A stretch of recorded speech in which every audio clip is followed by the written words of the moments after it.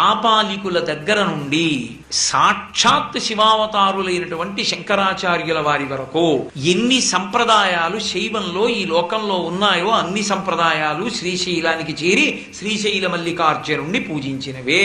శ్రీశైలానికి అంత దగ్గర సంబంధం. అక్కడ శంకర భగవత్పాదులు వెళ్ళారు ఒకనకొకప్పుడు. వెళ్ళి శంకర భగవత్పాదులు తపస్సు చేసుకుంటుంటే ఒక కాపాలికుడు వచ్చాడు. ఎందుకు కాపాలికులకు ఆయన మీద కక్ష అంటే, ఆయన అనేకమైనటువంటి వాదనలను తిరస్కరించి వైదికమైనటువంటి ఆరాధనా విధానాన్ని ఆవిష్కరించారు ఈ దేశంలో. అందుచేత కాపాలికులకు కూడా ఆయన మీద కక్ష ఉండేది. అతను వెళ్ళన్నాడు, నేను ఎంతో పూజ చేశాను, ఇక నేను అమ్మవారికి ఒక చక్రవర్తి తల కాని సర్వసంగ పరిత్యాగి తల కాని ఇవ్వాలి. చక్రవర్తి తల నేను ఎలా తీసుకొస్తాను? వెళ్ళలేను, చంపేస్తారు. మీరు సర్వసంగ పరిత్యాగి, మీ తలకాయ అమ్మవారికి ఇస్తాను, మీ తలకాయ ఇస్తారా అని అడిగాడు. అడిగితే శంకరాచార్యుల వారు అన్నారు, నేను ఈ శరీరం కాదు అని సన్యాసం తీసుకున్న రోజున నిర్ణయించుకున్నాను.